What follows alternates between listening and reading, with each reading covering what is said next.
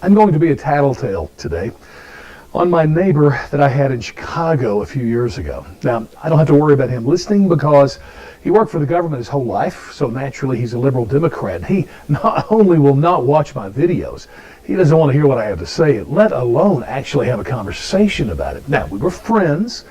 It's just he had a different perspective, obviously, on most things.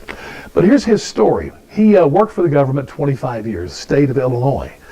He retired at 50 years old. Let me tell you his deal. He worked his tail off his last year because his pension had a deal where, your salary for life was dependent on how much you worked your final actual year. So his boss gave him all the overtime he wanted, and he even smiled about the fact that he was going to make more money his first year in retirement than he'd made most of his career. On top of that, he got free prescriptions. He got a 3% COLA. That's increasing your wages by 3%, cost of living adjustments, what COLA stands for, the rest of his life, which means that first year salary in retirement would more than double by the time he was 75. He also got health care, but he even complained a little bit. I mean, it was hard to for him, but health care he had to contribute just a little bit to, and he thought that was somewhat unfair. Well, let me tell you what unfair is that taxpayers like me and you have to pay people who are retired salaries, prescriptions, health care, everything for the rest of their lives. That is wrong. And not only that, but we see across our nation in states, in cities, they are being crushed under the weight of these unfunded pensions. And it needs to stop. I'm just amazed that no one talks about it. No one really brings it up until they have to. And they just turn their heads. Hey, this is the deal. Let's just not worry about it. Well, I worry about it. And so here's what I would do. The contracts that we have, we can't break those. I mean, if we're going to break contracts, what's the use of having a constitution?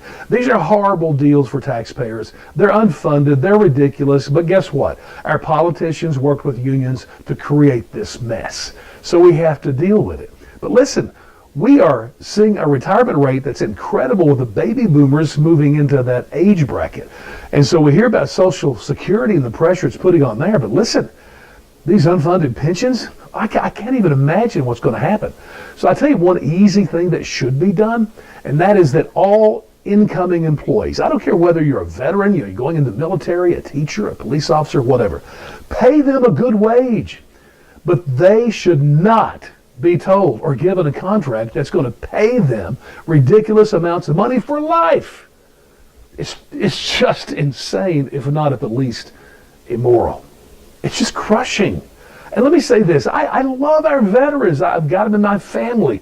I have one of my kids is in the public education system, so I don't deny or have a problem with government employees, a wonderful service that most of them provide. So just pay them well while they're working and let government employees be like everybody else. Have a 401k for them so they can contribute to their retirement, and government can contribute like businesses, 3 or 4% to match the employees.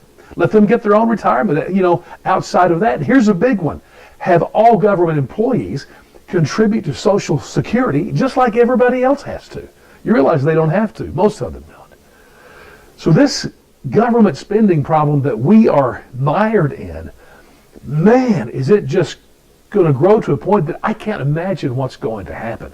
But to at least answer the questions, should we continue to pay taxpayer dollars to fund people just to be retired? Answer to that is no.